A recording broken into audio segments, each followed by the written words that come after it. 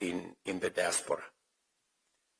And finally, we also want to see how we can support you invest back home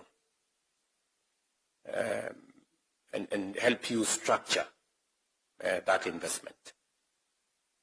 We are in the final stages of a diaspora bond on how people in the diaspora can support Kenya with a diaspora bond that also gives you an investment income.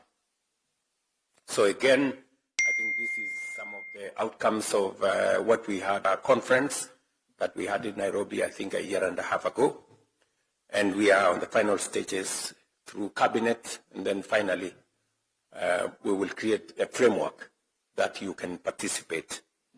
And that is aside from all the other things that we are doing, including the affordable housing program, where instead of you now struggling to send money to some contractor or your relative, you can now buy affordable housing.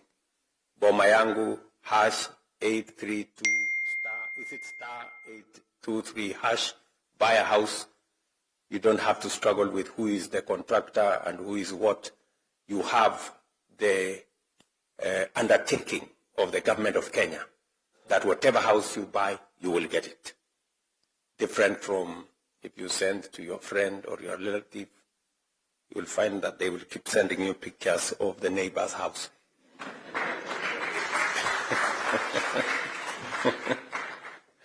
I think there are many experiences of that kind, right?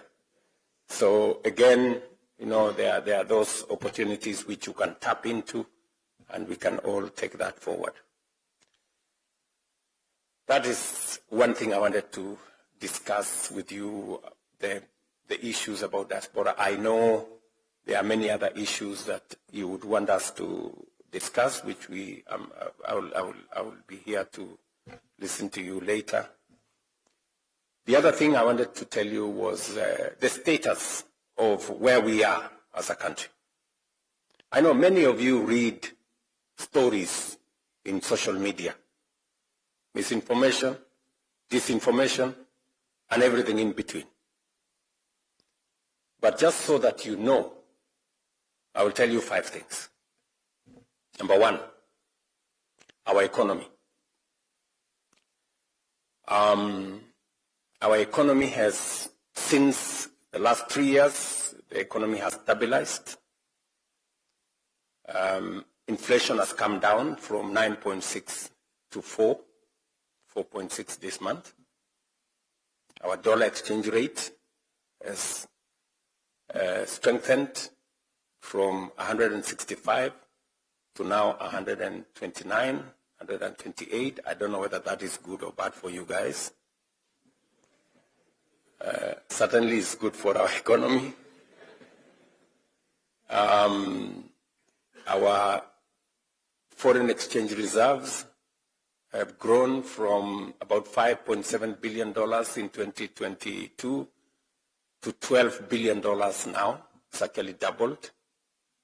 And therefore, we can sort out any dollar issues. There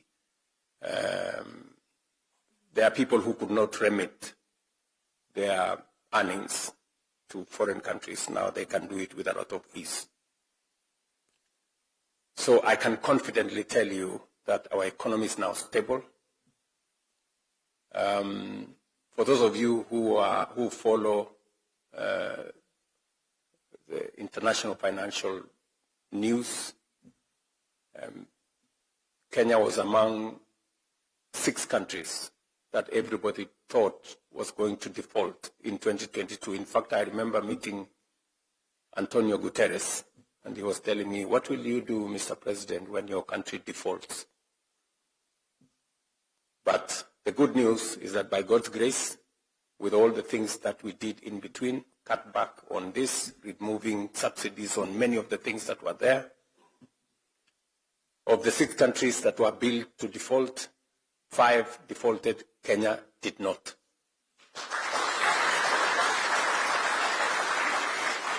And if you follow, IMF released a report 3 months ago.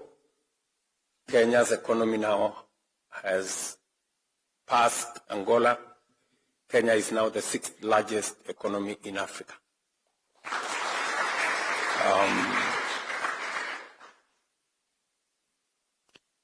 If you follow news, our Nairobi Securities Exchange was the best security exchange in Africa last year. So I have been to the Nairobi Securities Exchange, I think 5 times, because I wanted to build confidence in the Securities Exchange, because it is one avenue. The capital markets are one avenue that we can use to raise development resources, aside from all the other areas. So on the economic front, I am very confident about Kenya's future. The numbers don't lie, they are there. What I am telling you, you can go into any platform and you will find the numbers there. In fact, our governor of Central Bank, Mr. Tuge, was voted the best governor of Central Bank in Africa because of what has been done. So that's on the economic front. So just to allay fears that may be spread by the different media. Number 2 is that we are stabilizing our food security. I know many of you know that in 2022, we had people in the streets with superiors on their heads because the price of unga had gone to 250. Those people have since left, just for your information, because we have intervened. We have changed the framework of our approach to the agricultural sector. We've moved away from subsidizing consumption. We moved it to supporting production, reducing the cost of fertilizer, making sure that we have available seeds.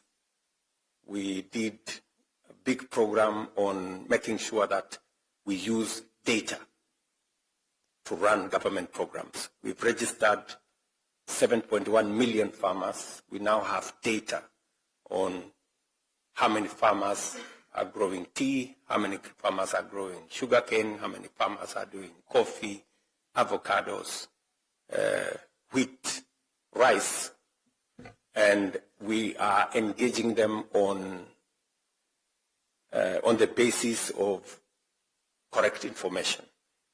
We've also digitized all the supply of seeds and fertilizer. Today, you cannot just walk into a shop to buy fertilizer.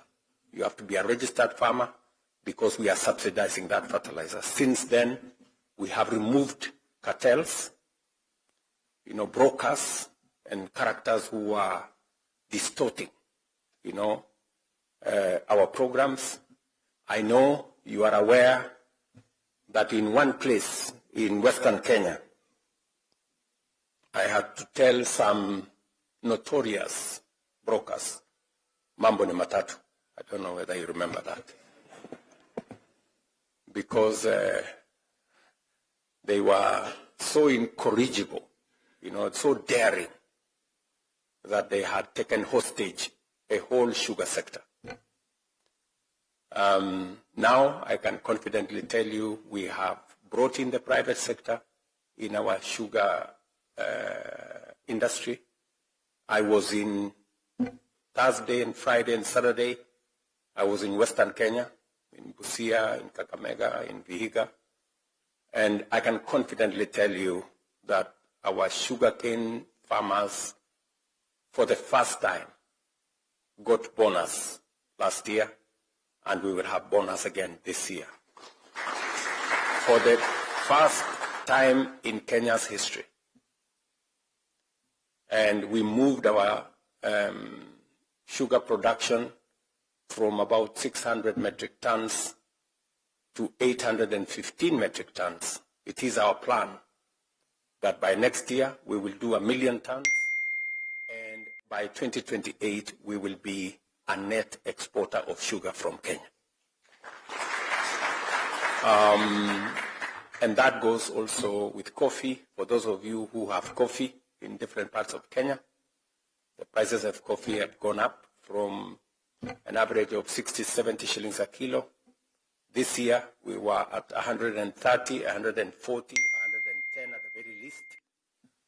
And we are continuing with the reform of that sector, because initially, the licensing regime facilitated people to engage in